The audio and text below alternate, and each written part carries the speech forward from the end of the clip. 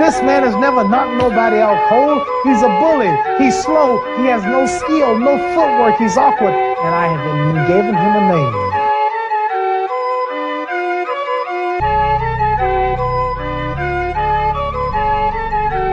Because he fights. When he's fighting, if you ever watch him in the ring, he drags like that after his opponent.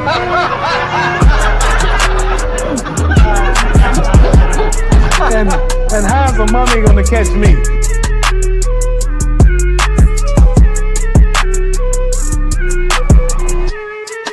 And all I had to do was to go out and beat for a man who had no skill, no class. Seriously, the man had no skill. I don't know why the world is so foolish to believe in him and think that I wasn't going to win.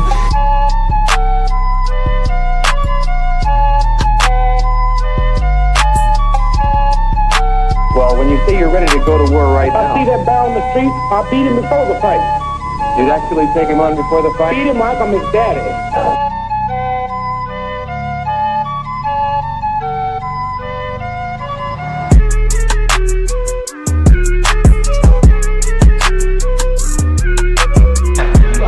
Basketball players out there, football players, they want to beat so bad, they want to get everybody. I'll go to Mars, I don't care.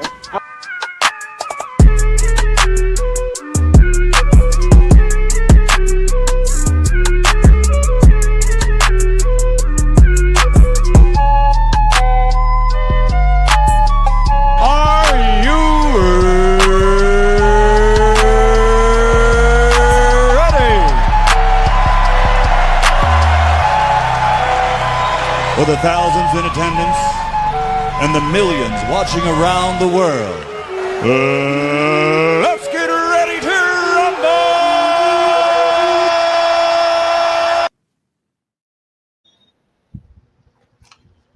Welcome, everyone. Another episode of Lights Out, where we dare to debate.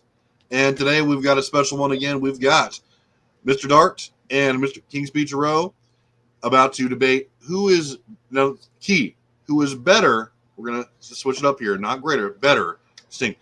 So between Anthony Davis and Patrick Ewing. So it should be a good one. So we got myself, He Perfect, and we've got the indomitable Mr. Rex Auerbach. I don't know if you're still going by that, but Rex Auerbach here. We will be your esteemed judges today. And Dart, fresh off his second consecutive 2K tournament win by complete luck.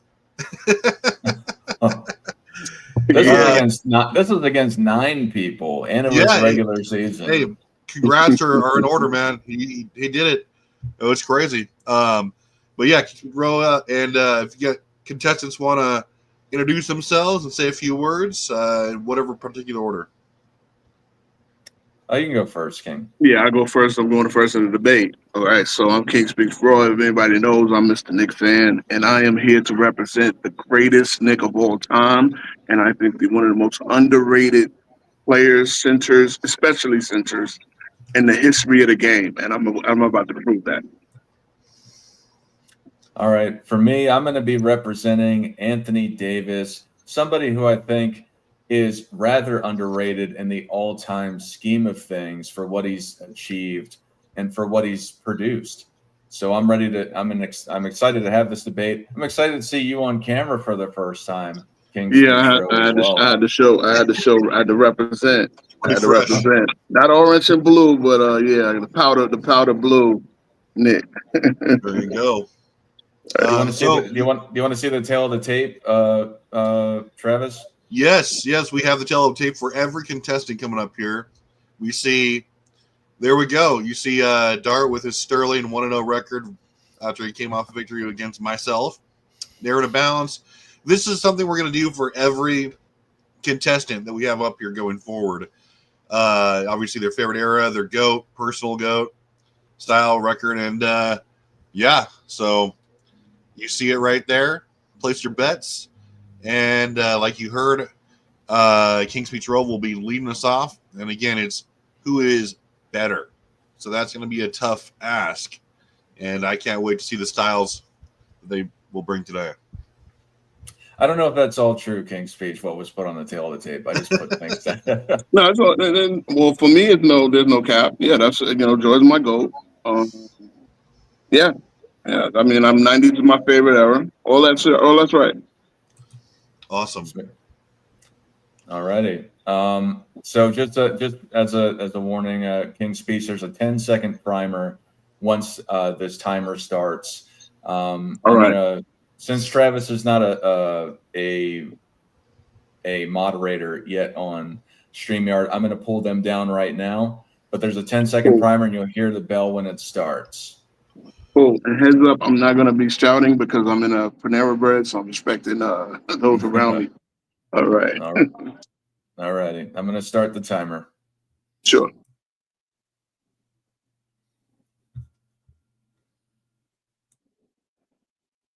Three, two, one. So I'm starting today by representing the Hoya Destroyer, the Big Fella, one of the greatest centers of all time. And here's a guy that really gets underrated in the grand scheme of things because he played in probably the greatest era, the most competitive era amongst big men. And I'm going to prove it with a lot of facts and stats today. First of all, Patrick Ewing was drafted number 1 to the Knicks out of Georgetown. When he was drafted in a season where the Knicks lost their best player, franchise player, in Bernard King, and unfortunately, the Knicks never really got him back. That's really big towards the greatness factor of his career, but yeah, they never got a number 2. Patrick Ewing was an top 5 MVP 6 of his 7 years, and I'm going to base a lot of that on my arguments. His 7-year and 5-year peak it matches with anybody, an all-time big man, but yet he's ranked on all-time lists further back. So when I use the 5-year peak and the 7-year peak, this is to show that how great he was at the best, most productive years of his career. His numbers. I'm gonna just go over the 5-year peak. The 5-year peak, he was 25.6, 11.3, 2.3 rebounds, 1 steal, and 3 blocks. With a 5.18, shooting percentage 7.47, 75% pretty much from the line. That parallels with Duncan, Dirk. It dwarfs Dirk, especially the rebounding numbers. It parallels with Robinson and Akeem. One of the bases of my argument is that Ewing was definitely the backbone of the best defense of the 90s. And I got numbers to support that. The numbers being that the Knicks were never outside of the top 5. From 91 to the end of the decade, they were never outside of the top 5. And I'm just Akeem Olajuwon. I'm going to compare that to Akeem Olajuwon, who is arguably the greatest defense of all time. I have second to Russell. His team was in 91, second, 10th, third, the 91 on, second, 10th, third, second. But then in 95, when he won the championship, they were 12th, 14th, 10th, by 98, 28th, and by 99, 15th in defensive rating. The Knicks never fell outside the top 5. And in every one of those years, Patrick Ewing was there as the backbone and rim protection of the greatest defense of the league. So you talked about it being the most competitive big men era. How? I didn't hear any examples of that. AD was also drafted number 1, a fantastic prospect. They had fantastic players on the New York Knicks. I don't understand why he didn't have a number 2. He had another 4 players on his team as well. 7 and 5-year peak. I'll go over the career holistically, which is higher than Ewing, and I'm going to describe that as well. And then top 5 of what defensive numbers? I'm unsure what you're talking about. But AD's better than Patrick Ewing, meaning of a more excellent or effective type of quality. It's represented by AD with his stats, his impact through his advanced stats, his dominance over the rest of the league individually compared to Ewing, and their individual team success. So Patrick Ewing is often known as one of the greatest shot blockers of all time. However, he's never even had a blocks title. In comparison, AD has 3 blocks titles in comparison to the time that he was in the league. That's something that shows his dominance in respect to that specific skill set, particularly on defense. He's a more dominant player than Ewing offensively and defensively, as I said, for that matter, which is defined by his dominance and recognition over his contemporaries compared to Ewing, and his team dominance. Anthony Davis's box score stats are higher than all of Patrick Ewing's stats, except for by 0.1 in the regular season for blocks, and his 3-point percentage in the playoffs, even though he only shot 23 shots in the playoffs his whole career. These include points, rebounds, assists, steals, field goal percentage, free throw percentage, 3-point percentage, effective field goal percentage, and he had a better turnover rate. Additionally, with that, Anthony Davis is a playoff riser in respect to his statistical production compared to Patrick Ewing, whose stats lower in comparison every time he has gone to the playoffs, or in on average, except for 3-point percentage. This likewise is defined by everything appropriately that I previously mentioned with those stats. With this said, this is evidence of Anthony Davis's versatility and capability over Patrick Ewing as an individual producer in the game of basketball. He also played power forward and center back and forth throughout his career. Even Patrick Ewing is known for being a face-up player, but Anthony Davis more so. For totals, Anthony Davis has 400 games less played in the regular season and 4 seasons less, but is near Ewing's steals totals with about 100 and assist totals with about 200 less. And then he has better ability than Patrick Ewing, talking about all of these statistical production. I'm glad you brought up the block situation because, yes, Anthony Davis does have 3 blocks titles. Ewing, in his prime, has a higher career blocks average than AD had in all 3 of those years he led the league in blocks. And this is what I mean when compared to his peers. Again, I got the prime numbers of Robinson and Hakeem, who do eclipse Ewing in those years, almost being concurrent. They have 3.6 blocks and 3.5 blocks in the 5 and 7 year primes. Ewing has 3. So Ewing has no blocks titles because he was going up against better competition at the shot blocking. Again, Mark Eaton has a season of 5.6. I mean, some of the numbers are just crazy. There were better shot blockers in the league. There was Mutombo. There was Mourning. It was like the shot blockers that Anthony Davis were going up against. They're just not as good. Now, one of the key things I'm going to rebut in comparison. Ewing played 50 games in his rookie year. He was rookie of the year. AD played 64. AD was not rookie of the year. AD did not receive a single first place vote for rookie of the year. Dame Lillard was the unanimous rookie of the year. Okay. Well, now you're going to look at this main factor of availability. Ewing battled a lot of knee injuries and leg injuries up until that 1998 season and in the 99 season when he ruptured his Achilles in the middle of the series against the Indiana Pacers. A game with game 2 where you could see that it was almost diagnosed that he was, but yet he still played the entire game against the Pacers. And then where the Knicks wound up winning the series, but he played that second game. Ewing was a warrior. But between 1980s, between his 3rd season and then his 13th season, Ewing missed 20 games in 10 full seasons. 10 full seasons. No lockout shortened seasons, no COVID seasons, no. Anthony Davis missed 26 in 1 year. Anthony Davis missed 36 in another year. In the COVID season, he missed 9. He missed 42 games the season after the COVID season. The first season after the second COVID season. Because actually, between 2020 and 2021, both seasons were affected by COVID. AD missed a grand total of 78 games. So I bring this point to show that Ewing was a warrior. Ewing battled a lot of knee, leg, a lot of issues. And what was the injury that finally made Ewing miss more than We missed 56 regular season games. 3, Well, this is a 2, flagrant foul 1. by Andrew Lane.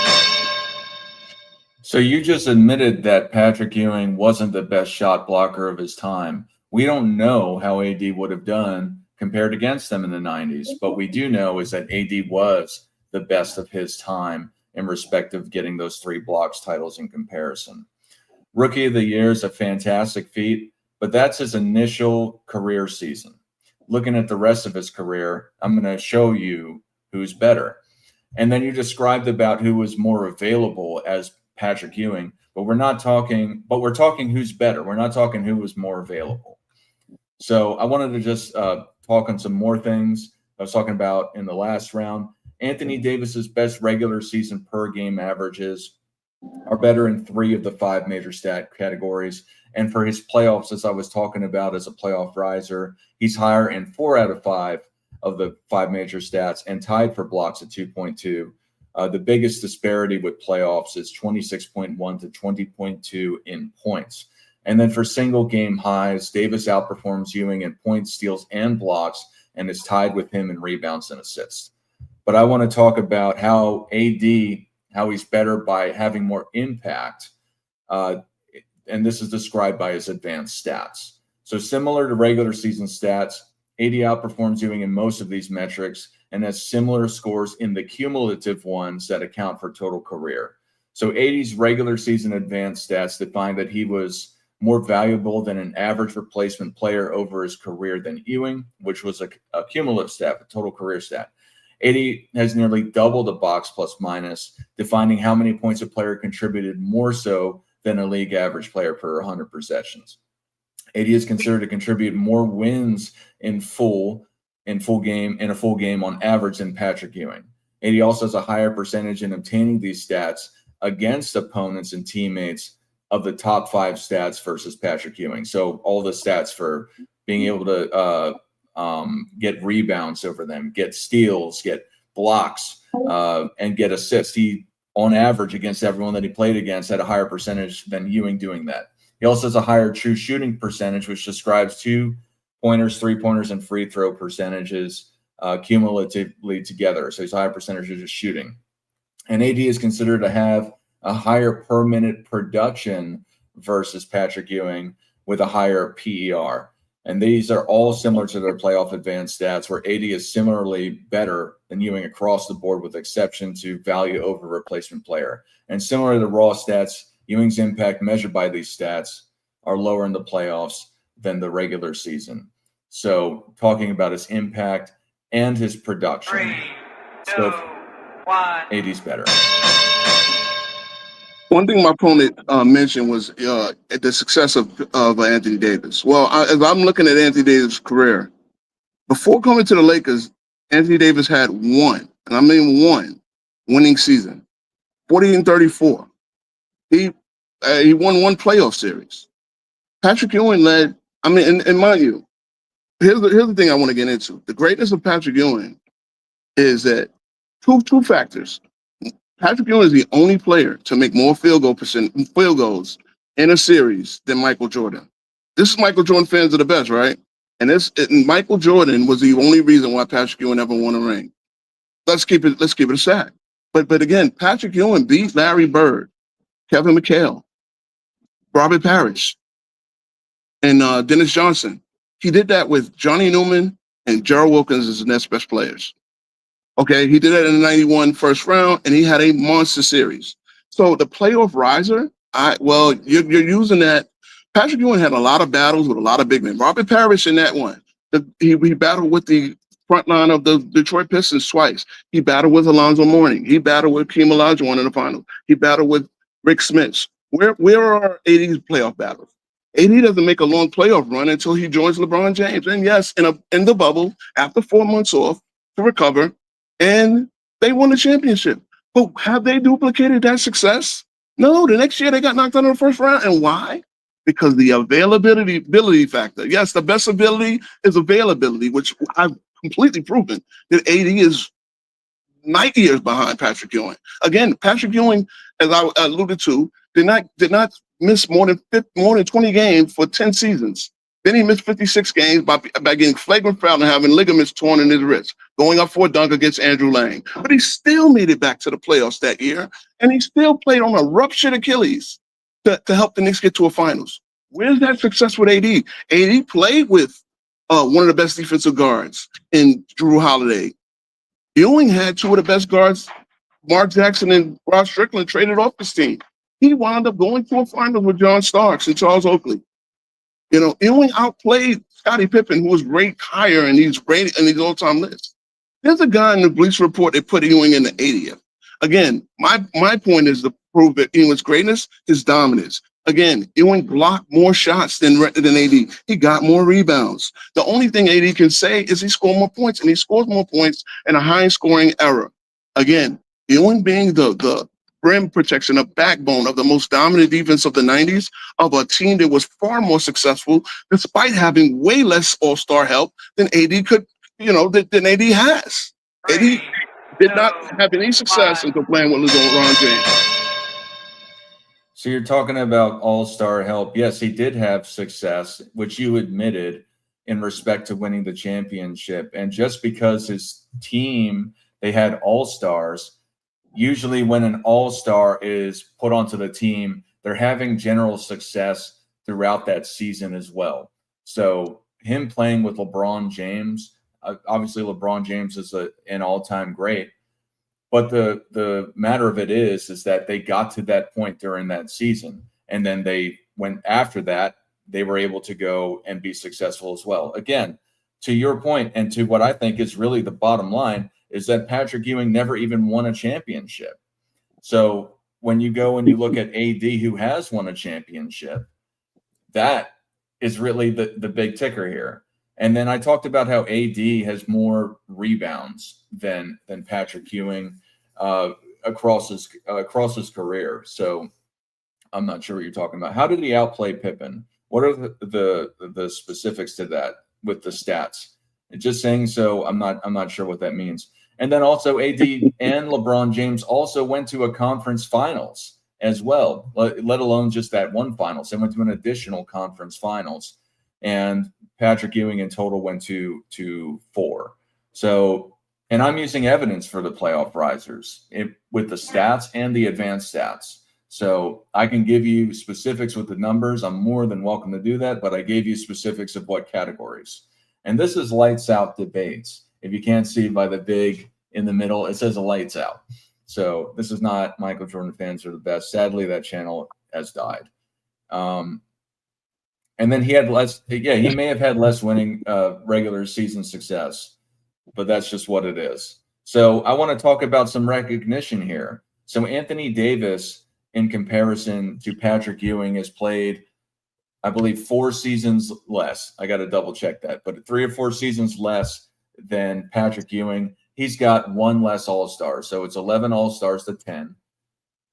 Anthony Davis, in respect to awards that he's received, has 4 first-team All-NBA awards to Ewing's 1.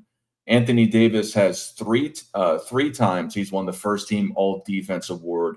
Ewing has never won first-team All-Defense. For somebody who is supposed to be so fantastic on defense with the block shots and the rebounds as you described, he never even won one of those awards. And then in total, Anthony Davis has won 5 all-team defense awards to Ewing's 3.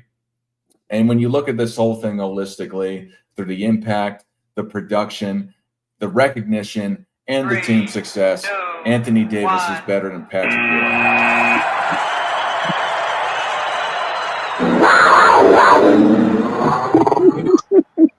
Okay. Smoky. Quite the debate there. And yeah, you've heard the arguments there, everyone. And as an honorary guest, Rex, would you like to render your verdict first, sir? This one's really tough. Really, really tough. It was really close, I thought. Both had some statements that were not backed up statistically, which is what a debate is. A debate is you're putting a topic on trial, and each side is arguing their side of that topic, And just like a court of law, you have to present evidence, fact-based evidence. You cannot accept hearsay or opinion. And there was a couple of instances of that. The one thing, if we're arguing better, not greater, but the word greater was spoken twice. Sticking to the format seems to be the hardest thing. As personally, my belief is Patrick Ewing is greater. Anthony Davis perhaps is a slightly bit better. We really didn't talk about who was better. If you're talking about better, basically you're looking at it as a coach or a scout and you're evaluating their game, right? Like who has a better shot, who has better, rebounding, is better at getting rebounding position, who's the better passer from the low post, the high post, from the wing, you're doing all that, right? You're evaluating the player, who has a better first step, who has a better post moves, and that was not even discussed. So it's a little bit confusing for me, but I think I have to slightly go in Dart's direction because he stuck more to the debate format and was backing up his assertions with actual statistics at every stop, which is a debate, what you do in a debate. Okay. Greg said a great point there. I think there was a lot left on the table on both sides, but I think if I was breaking down round by round, I was looking for came out of the gate with. I know a lot of our styles just are kind of leave, kind of hold it back and just kind of give a preview in round one. And I mean, Dart came out of the gate, I think very stronger because I was looking for King's Speech Road to kind of build on the defense aspect of it and how the Knicks were so effective.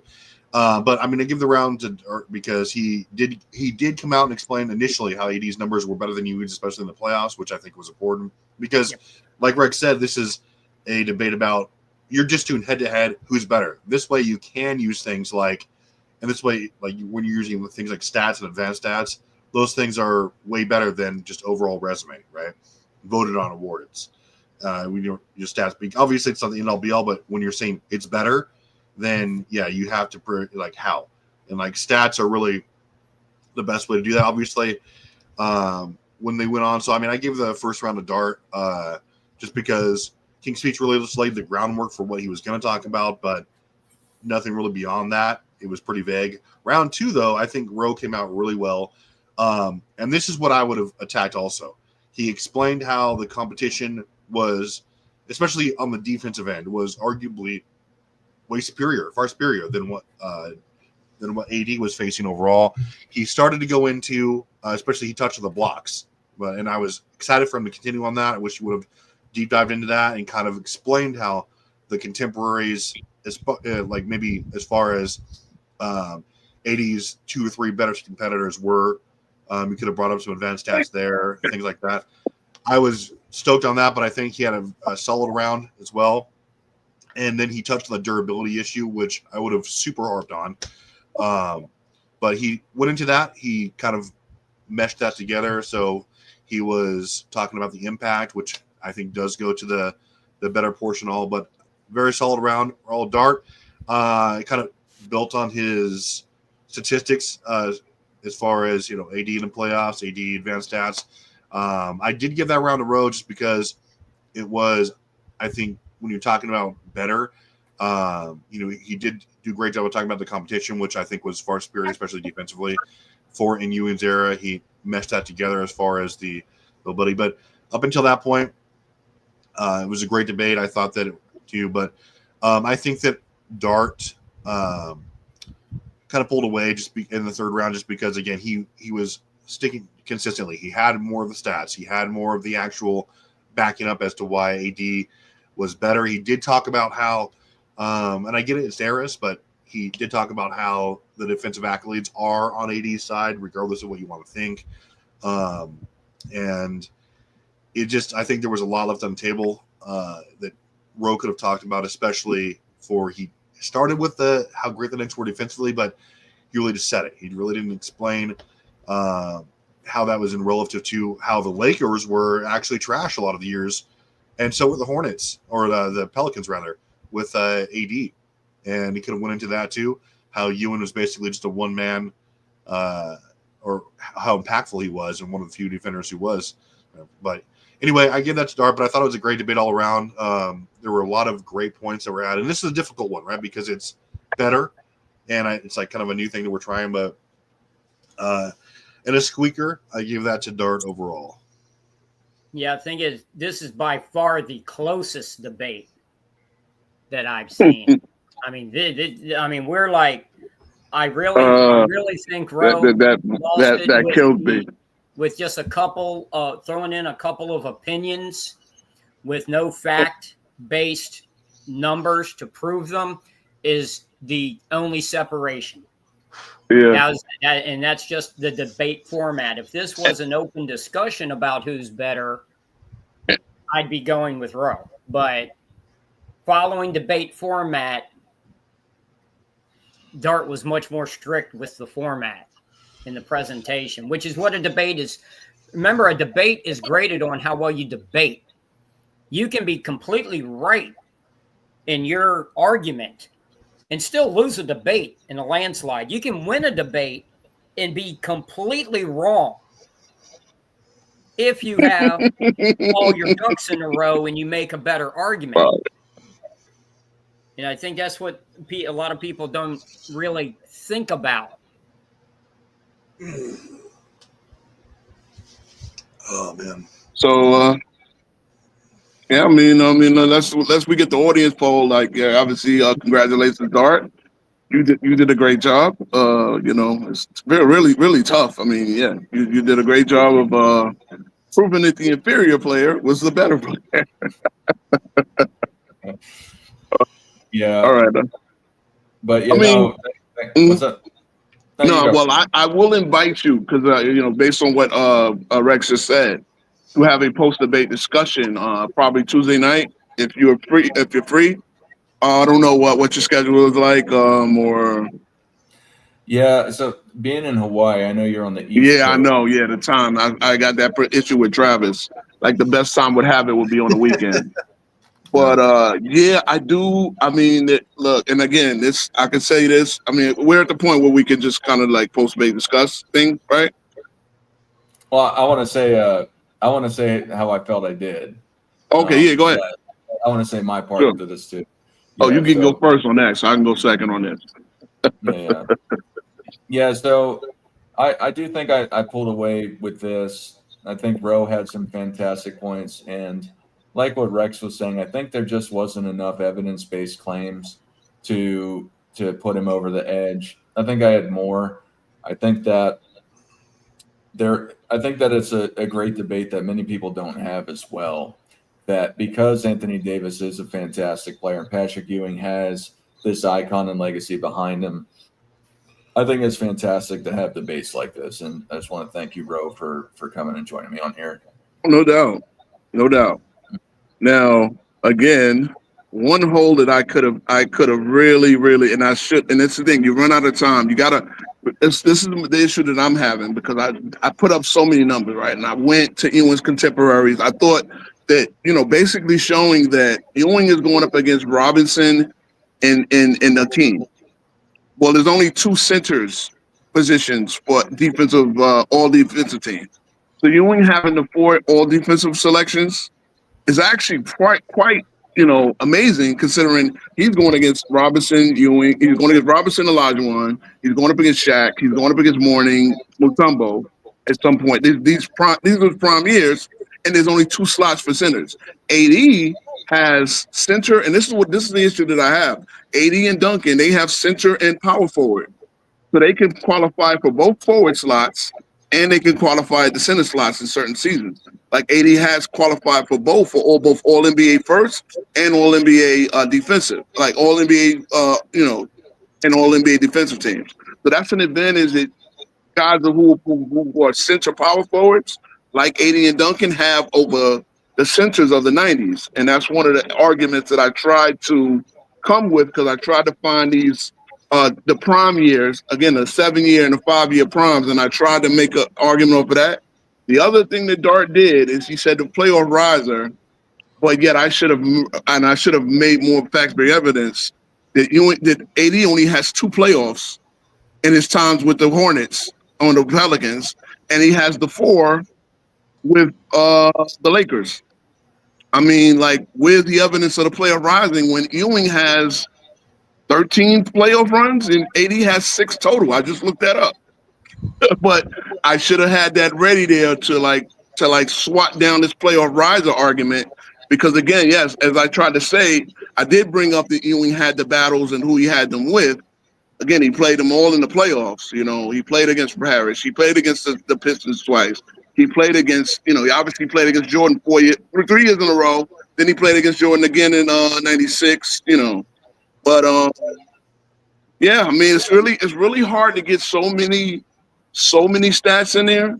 And yeah, when that playoff riser argument is really, again, because he really only has 2 good long runs, and that was the conference finals run in 2023, and then the obviously the bubble championship in 1990. And I did mention that, but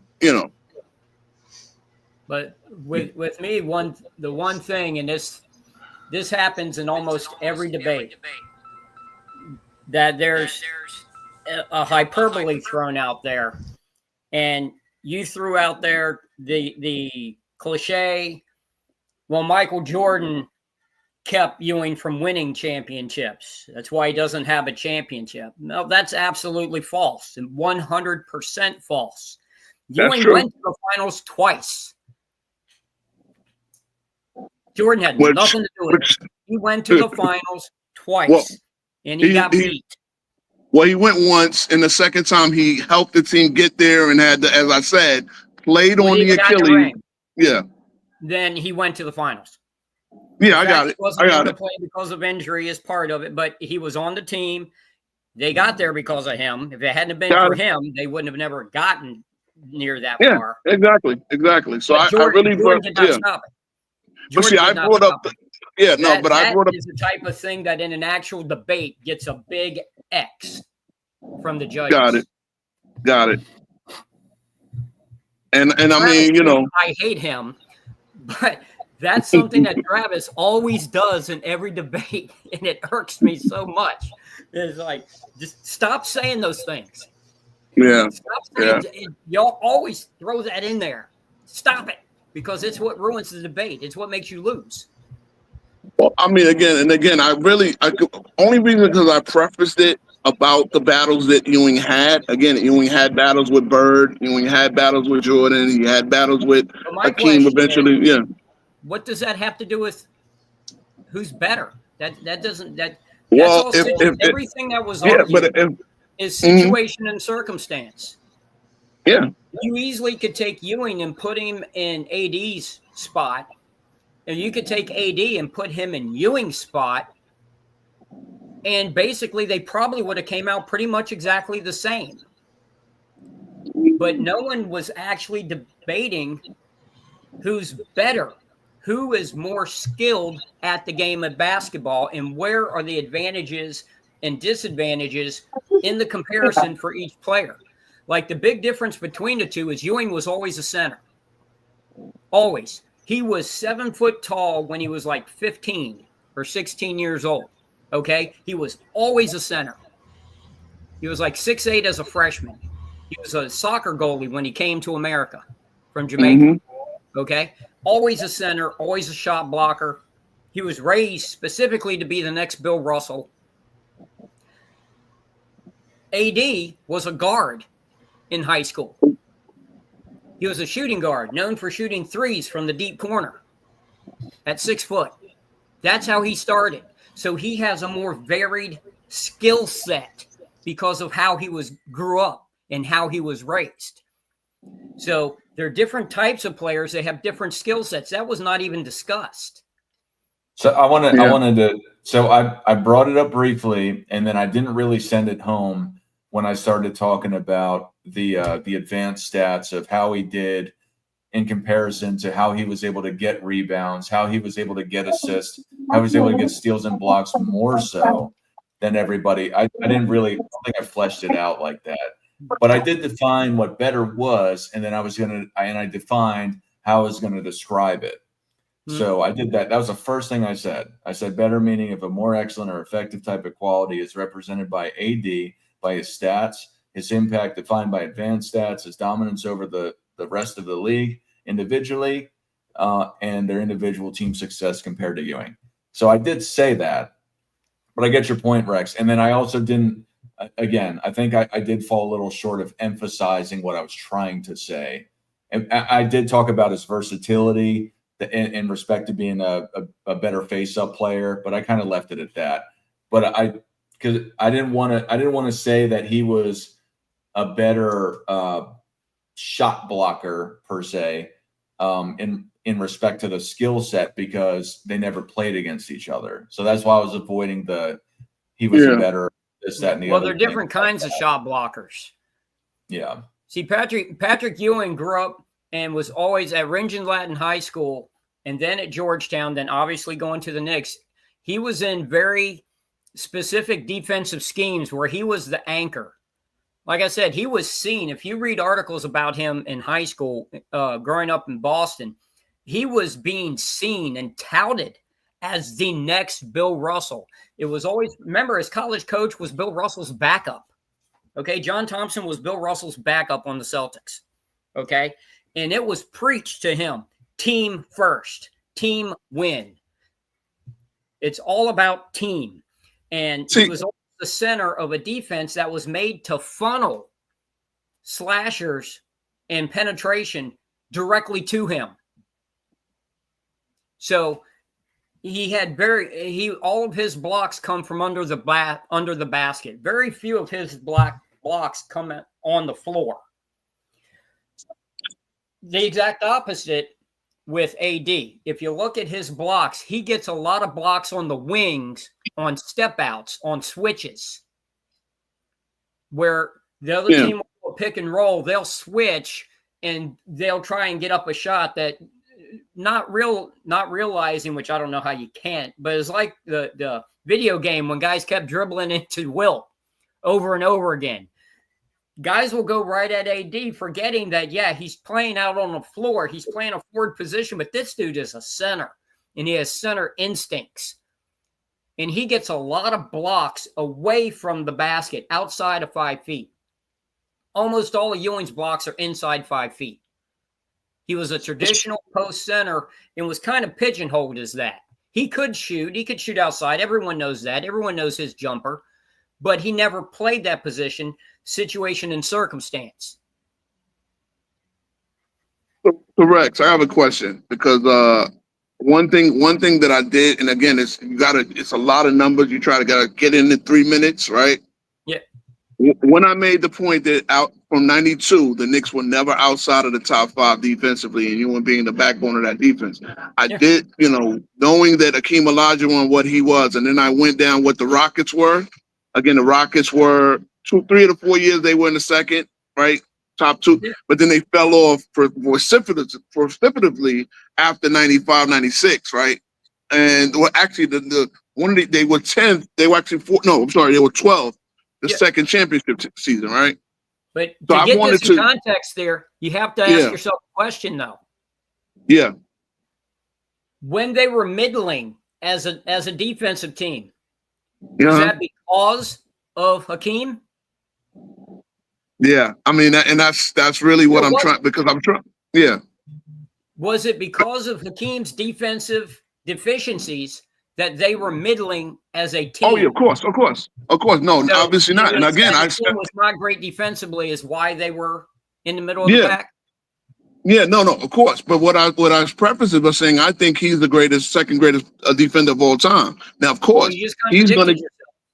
No, but I'm not. There's a reason why I put that up, because I was not trying to compare Ewing to Hakeem. I was trying to compare Ewing's impact to Hakeem's impact, showing how it's equal, but yet Hakeem was a better defensive player, right? But because he's going up against that with less spots available, I knew that Dart was going to come with AD's been on more defensive teams. Well, Ewing, being the impact of the best defensive team of the 90s, which again I used the defensive ratings finishes throughout the whole decade to support that. Well, Ewing is not on defensive teams, but he's not, because he's not getting the same defensive numbers, yet the impact was definitely there. Well, again, and I could have driven home. AD didn't play on a top defensive team until the Lakers. He didn't play on a single top defensive team until he got to the Lakers. In fact, the highest his defensive impact made the Pelicans was 9th. Outside of that, they were middling to bad every year. And that's I guess what does that speak to greatness? But it also, but that's what I'm saying. What you're saying there contradicts yourself, and that's why the point isn't made. If AD on the Pelicans only has that team middling defensively, and so did Hakeem, his team was in the same area, but we know Hakeem was one of the greatest defenders of all time. So AD can still be one of the greatest of all time, even if his team at the time was middling. Yeah, but that's the thing. But that's the also thing. Again, his teams were actually, in addition to being defensive middling, they were not good. Again, he only has 2 long playoff runs. He only has 6 playoff appearances total. He's been out of the playoffs, and I could have harped on that. He's been out of the playoffs more than he's been in the playoffs. What does it say about him being better? Well, again, see, that's the thing. If you're going to be a better player, you have to get your team to the playoffs, especially when you play with considerable help. Hey, Dart, if you said you could have just, like, when he said that Ewing didn't really have any help. So there's only one team in NBA history to have had at least 3 players finish top 5 in DPOY voting together, teammates. If you would have said that, I would have been like, we're not having a debate. Dart wins automatic. 93 Knicks. Yeah, 93 Knicks, which again was the best defense in the league. And I know Oakley was there as well, and that's great. But again, 93 Knicks were arguably more overall successful than any of AD's team. Yes, AD won the championship. Honestly, like if you would have said, hey, listen, his impact has to go with better too, because defense is a skill. But yeah, AD was arguably, I mean, you could have just harped on being ineffective or not impactful. I'm not saying at all, but relative to Ewing, that would have been a route you could have taken. But I get it; it's only 3 minutes around. Yeah, but it's 3 minutes around. I mean, I did try to bring up the prime stats. You got to go with prime. Yeah, the prime offensive stats are just when you look, because that's what I did. I did the 7-year primes and the 5-year primes. The stats are all there for AD, Robinson, Duncan, Dirk. Dirk is the only thing Dirk is rebounding and defense, like shot blocks. But Ewing is right there with everybody. But yet, again, I'm also going up the fact that he's actually thought of as worse because he doesn't have a ring like any of those guys. And it is something you have to work around. There's a lot of Ewingisms. Like one of the guys in the comments saying Ewing just doesn't have greatness, which is crazy. Again, here's another. I thought I mentioned this, and I should have really highlighted this. Ewing finished in the top 5 of MVP 5 times, more than AD has. AD has only finished in the top 5 for MVP, I believe, 3 times. And weren't they all with the Pelicans, or no? I think one was with the Lakers and one was with the Pelicans. But here's the thing for me, and why I think it's so close. I think Robinson, Ewing, AD, I think they're all so close, skill-wise, and talent. They're all right there. The differences you see in their accolades and their achievements and their personal stats is all situation and circumstance. Ewing's greatness is in the fact that if anyone, and the thing is people who don't know New York sports don't understand. The New York sports media has crushed people, has crushed people's careers when they've tried going to New York to be the guy in any sport. They can't handle the pressure of New York. Yes. Ewing's greatness is that he took it and he carried it for nearly a decade and a half. He carried that mantle. And Rex, I'm a New Yorker. Since he's one of the greatest 10 athletes in New York sports history and gets treated like he's top 50 at best. I really, that's really because Dart. When I saw you in debate, you were talking about Ewing with Dart. Dart just said, "I just don't see it." Ewing, I wanted to debate Dart since then about Ewing, and it's just like this is the problem that the New York media is this is why the Knicks now their policy, why Dolan, we don't talk. Rose, they do not talk to the media. The head coach will go up there and give a little song and dance, but they don't talk to me because they know that the media is a grindhouse in New York. I live in New York. Who was it? Was it Randy Johnson? Yeah, well, he played for the Yankees. Yeah, went and just couldn't. He even said it, I think, at one point. He couldn't take the New York pressure and the New York media. Yeah, it takes a special breed to succeed there. Yeah, I mean, again, the finger roll, right? Ewing is looked at as a laughing stock because he guaranteed that the Knicks will win that series. What they don't tell you is that in Game 6, Game 5, Game 6, and Game 7, and remember, we had to come back from a 3-1 deficit versus the Pacers. We pushed it to Game 7. Ewing had a monster game in that Game 7, and the finger roll, again, Ewing thought it was less time on the clock. He thought it was less time on the clock than it was. He pulled up short, didn't dunk. Ewing now is a laughing stock because he made a guarantee that he didn't deliver on. But Ewing actually made the guarantee in '94 too against the Pacers. He delivered on it. We got to the finals. Again, a good pick and roll on Akeem Olajuwon got Starks open in Game 6. Akeem Olajuwon recovers, blocks John Starks. John Starks probably knocks that 3 down. The Knicks win in 6 if Akeem Olajuwon doesn't make one of the greatest defensive recoveries I've ever seen. Like the Ewing greatness, like again, the guys like Ed Carey, they have no idea. And when it comes down to Game 7, I mean, we can go. When I said Ewing outplayed Pippen in the head-to-head, yes, he outplayed him throughout the series, and he out in the number. And I would have had to read out numbers to like support that. But Ewing outscored him, out-rebounded him, played better in Game 7, played better in Game 6, played better in Game 5. Really, got better in the first 3 games. Again, the same thing. Ewing, when Scotty took himself out of the game, the Knicks were down 6. Ewing, the Knicks went to Ewing on Longley 3 straight times. Ewing scored. They went to Pippen 2 times. Pippen pulled up brick. The 3rd time, they started, Phil decided, Kukoc going to get the shot. Kukoc made the shot.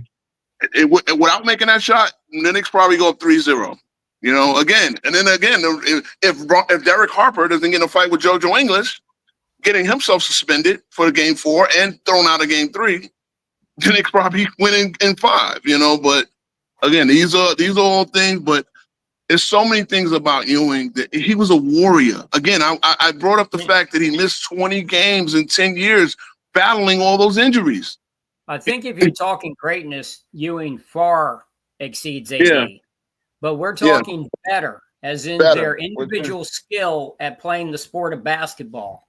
Which is, and I'm a huge Ewing guy. Ewing was my guy growing up. You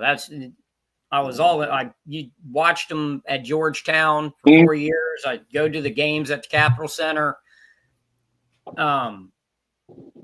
But his skill was in understanding how to play his role on the team, which was taught to him by, like I said, all the disciples of Bill Russell. So he played a different type of game, and he was always a center. So he does not have the varied arsenal that AD has. AD has a much more varied game.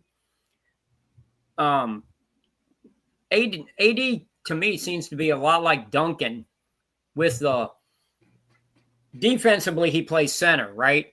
But offensively he's forward.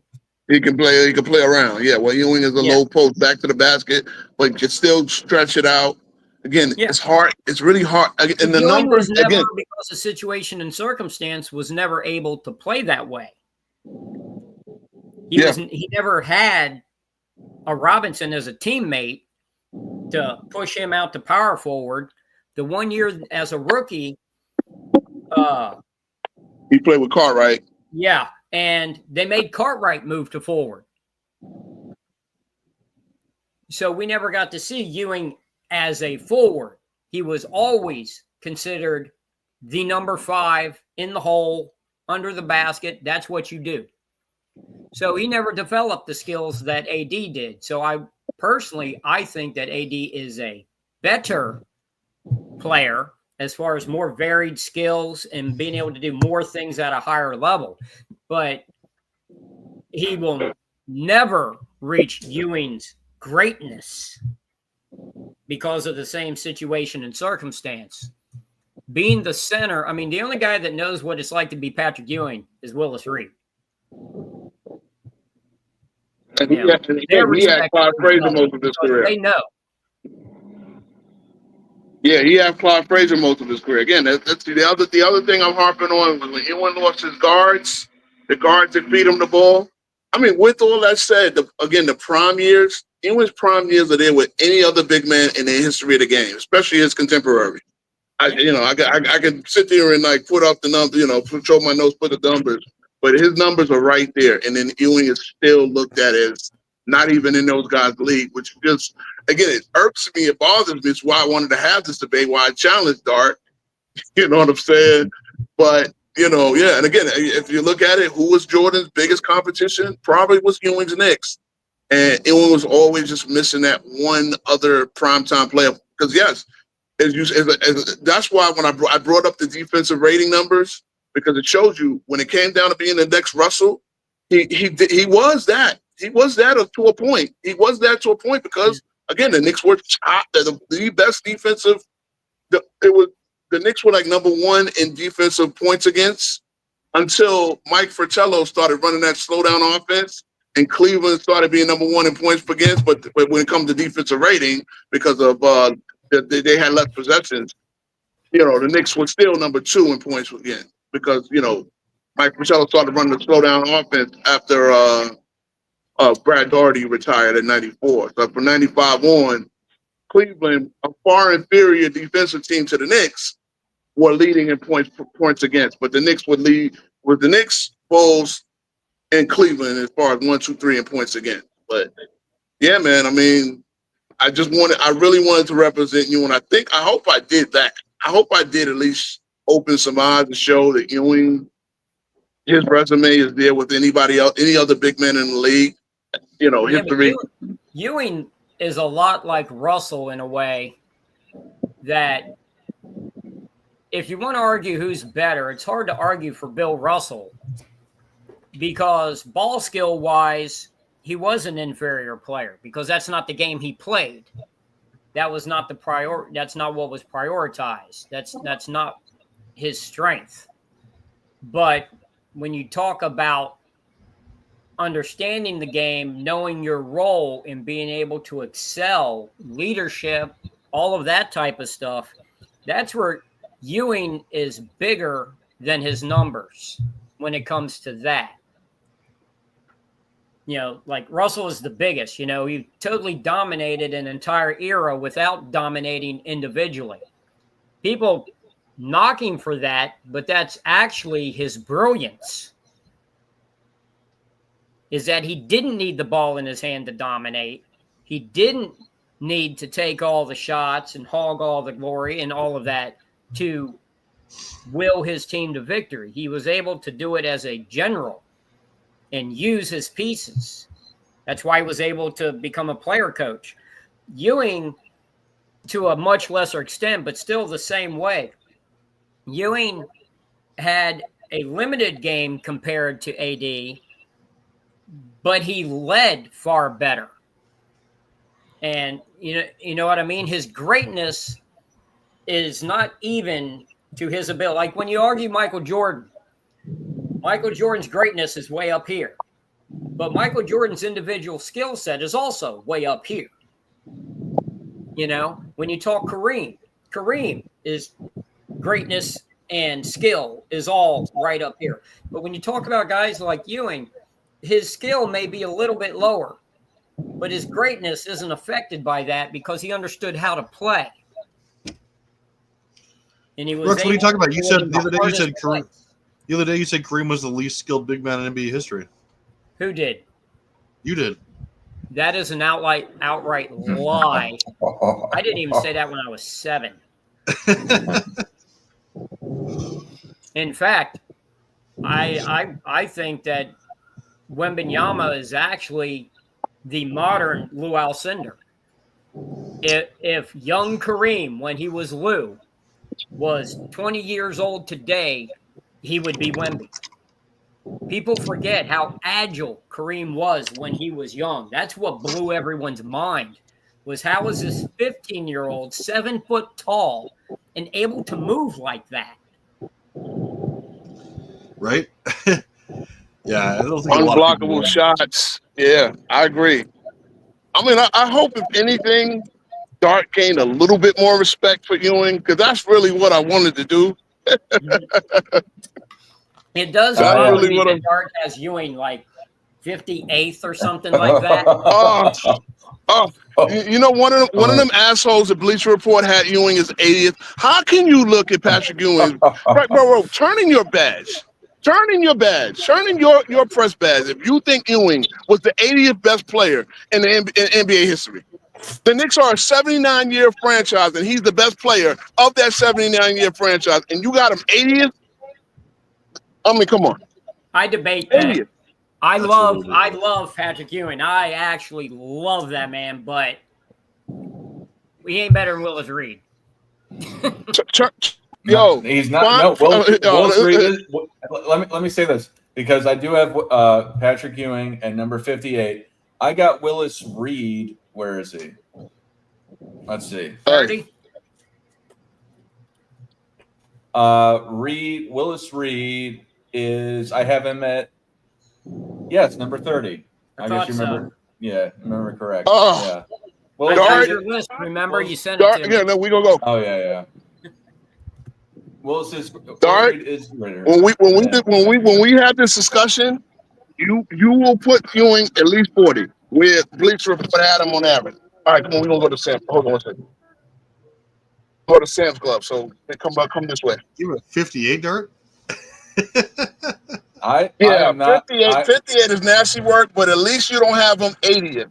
Like that, whoever that asshole writer is. I mean, come on. That's true.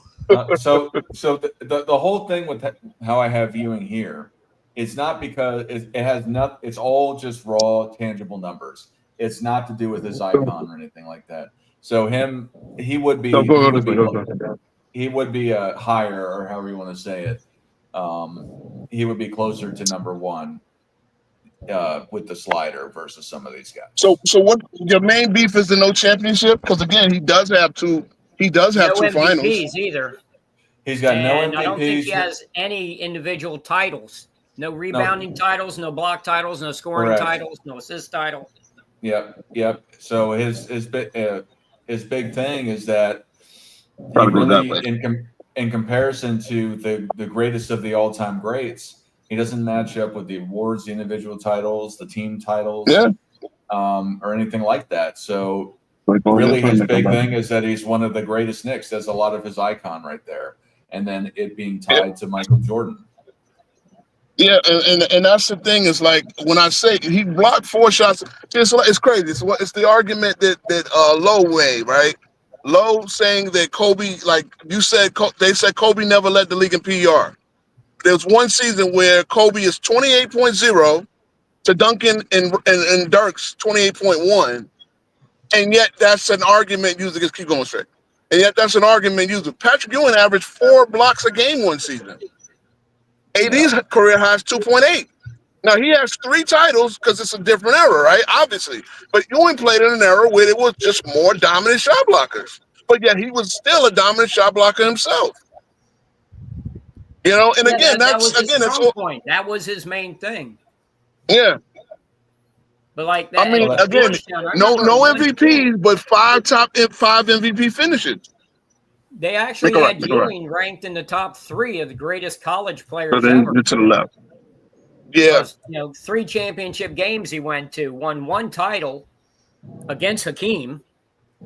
Yeah. Oh yeah, and he won. Yeah, and again, there was one thing I believe from rookie year to like 91, 92. Ewing was actually 92, 93. I believe Ewing was the better player. Then 93, but from 92 on, Hakeem got better. And that 5-year career, that 5 years that Hakeem got the 2 championships, including one over Ewing, I mean, I can make a real argument because again, these are years that they make over. These are years that Hakeem Olajuwon got out of the first round once, while Ewing, again, same year, same era, took the Bulls to the max in 92, took the Bulls to the max again in 93, and he beat Larry Bird with 4 Hall of Famers on the Celtics. And he did it with, go ahead. Hakeem went to the finals in 86. 86, yes, with Ralph Sampson. I get it. He led the entire playoffs in blocks and rebounds. I get it. But then there were 5 years, and there's 2 of those years. I think one of those years he didn't make the playoffs, and again, 5 years he didn't see the second round. And again, I can make that argument for Hakeem. You're playing with Sleepy Floyd and Rodney McCray, but Ewing was playing with Gerald Wilkins and Newman and beat Larry Bird. I mean, again, I really like to say that they were right there. Again, you remember, Ewing was the starting center of the original Dream Team. He was named the starter over Robinson. Yeah. Even he was named the center over Robinson. Then by the time the Dream Team played, Robinson got the start because he probably played a little bit better with the first unit than Ewing did. I remember a specific interview that was because of the matchup. Fast. Gentlemen, real fast, I want to add something for Roe. So all of the stuff, all the convoluted, he was second, third, fourth, this and the other thing. I think it only really applies when you're doing direct comparison. When you go across all time and you have thousands of players that ever played in the NBA, I think that the one who wins across all time is the one who should be considered with more reverence versus the one who's coming second, because you can't take 1990s and put it in the 2010s or vice versa or wherever. You can't just pick somebody up and put them somewhere else. So, Ewing being top 5 MVP 5 times, I personally think that's, if you want to get into the nuance and the weeds, and there's a guy who's won an MVP and another guy who's won an MVP, or 2 guys that haven't won MVP, and you want to talk about MVPs, then it matters. But once you get that one, whether it's the championship or an MVP or an All-NBA, whatever, if you've earned it versus you haven't earned it, that's what matters, if you've earned it. And when you're second, third, and all of that, that's all convoluted nuance that only really applies if you're trying to split hairs because it's so close. Yeah, that's the rebound. That makes it hard. Yeah, that makes it harder to have a better conversation between 2 guys that played in complete. Ewing was born 30 years before AD, so it's hard to have a better conversation when you don't look at that and you don't say, okay, I'm not going to consider top 5 MVP because it's different eras. Well, and again, AD doesn't have a DPOY or a defensive or an MVP as well. No, I said in comparison that you can do it. I'm saying, but when you look across all time, it doesn't really matter unless you're doing direct comparison or splitting hairs. Yeah, but see, let's think. When I compare blocks, when Ewing was superior, and then you showed me about things like where they're taking more threes, therefore AD is able to have a better what do you call it? True shooting percentage, right? That's why it's just like it's never 1-to-1. You can't It's so hard. That's why when we do the Jordan versus LeBron debate, trying to compare stats 1-to-1 makes no sense because we play the game differently. Like they take more threes. Therefore, the average player, obviously, okay, the average player shoots 50%, I believe, with true shooting percentage. And they shot about 53% back in the 80s. It's like you got to take that in consideration.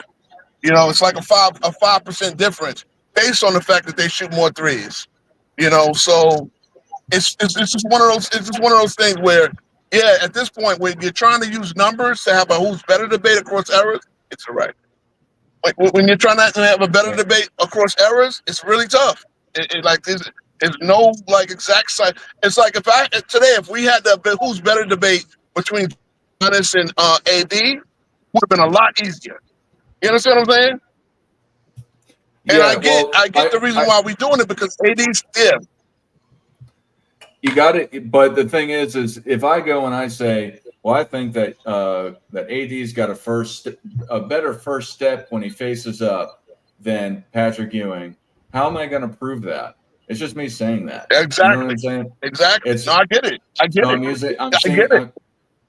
I'm using results here, and that's so the true shooting percentage and stuff like that. Like that's a counter argument. So if somebody says that, that's what I would counter with is, hey, or I would probably counter with it. It's just that I wouldn't say anyone's particularly better at 3-point shooting, but I get what you're trying to say with that. They had the 3-point shot was in the NBA, the entire time, but yeah, but it was used differently. And trust me, if Ewing stepped out there taking threes in a game, Raleigh or Van Gundy or any of his coaches would have had a conniption fit. You know, see what I'm saying? But meanwhile, they invite AD to take threes in his era, so it's a whole different, it's a different argument. Yeah, it's like, you can drop me in front, and then I'll I don't know if you want to come in. All right. Well, another one of the books here, and so next week, what do we got there? We got you and Dart. We have you and Herm. Is that right? Me and Herm. Who's greater, Oscar Robertson or Bob Cousy? I will be arguing for Bob Cousy. Got it. And Oscar then also Robertson. After that, we'll get the judges obviously. After that, I will be debating CW or GoCast. GoCast Row is his name, right? CW. Yeah, CW is he's both. Okay. All right. Yeah. So we'll be debating who had the biggest playoff meltdown out of any top 10 player. That's going to be hard to prove, but we're going to debate it. So we're going to. That's a double argument. Yeah. Because first you have to argue you have to have the same top 10. Then you have to have that debate. I should say consensus top 10, and we'll agree beforehand. But we'll see. Well, the players have not been picked yet, obviously, but we'll have those two debates next week, and then we'll see who's going to judge that. But that should be our first doubleheader, and that'll be that. Aircraft Carrier says that the Anthony Davis's nickname was the Aircraft Carrier. Are you Anthony Davis? And I'm glad you love Jim Crow basketball debates. Oh, by the way, Jim Crow basketball debates comment. By the way, Ewing's nicknames are way better than Anthony Davis. The Hoya Destroyer versus the Unibrow. Come on, man. Come on, man. I agree. I absolutely agree with that. You can just circle the line if you want to. I just got one thing. Yeah, we're gonna shut this down though. Thanks, Rex. All right, guys. Y'all have any last words for the people? So again, tune in next week, guys, and another excellent episode of Lights Out, guys, where we did a debate. So it'll be a doubleheader. So tune in and place your bets. Yeah. This is the channel. This is the channel that I reside on now. It's Travis's channel. But this is I reside on it. All I have to say is the heat index is 114 here. Yeah. Gross. Yeah. You got any last words? That's all you have to say? Yeah, it was a fantastic debate. Rap Guy, you should come join us on Sundays where we don't talk about Michael Jordan or LeBron James every 5 seconds. Little variety. Nobody want to debate me? I'll debate you. I'll debate you, Rex. I think it's a long time coming. I don't We'd have want to to do figure an it out. actual debate, though, because that means I got to prep and actually get all the numbers and all the stats, and I have no interest in doing that. You just want a concept debate where is there a goat or not, and then you just have to say no. Just a casual discussion. Yeah. Aircraft carrier, it is removed, sadly, from YouTube. Yeah. It's pretty devastating. My shirt worry, is now grow it out. useless. But See, I got it all right, sitting John. right here. See? Can't even Yeah. wear it anymore. There you go. Throwback. Yep. That's once upon a time. Well, I was afraid to wear it for the show, or even, to be honest, just to flash it up like that, because I didn't want to give them an excuse to cut this channel. Oh, Yeah. and also for the chat and everyone else, we're going to be hopefully soon starting up where we have our own segments here during the week. Got to decide on the days, obviously, but it'll just be varied topics, probably just, but it'll be just like hosted by either myself, Dart, and whoever else wants to get in there. We just have individual topics, and then obviously our group collaborations every weekend. So look out for that. More content coming your way. Absolutely. I still say LeBron's behind your other channel going dark. Yeah. I wouldn't be surprised. I mean, like, for real. Like, for real. I was doing too much with too little. It's getting a little too influential, I think, for their liking. We got to get Scap as a guest appearance here at some point. Yeah. Yeah, I gotta reach out to him. But Well, I don't think any of those guys like me, so yeah, I'll hang in the They shadows. like you better than us. But yeah, aircraft carrier, you should come up here and just say it, especially if you're Anthony Davis. That'd be hilarious. Anyway, yeah, I hope everyone has a great day. Yep, I'm going to.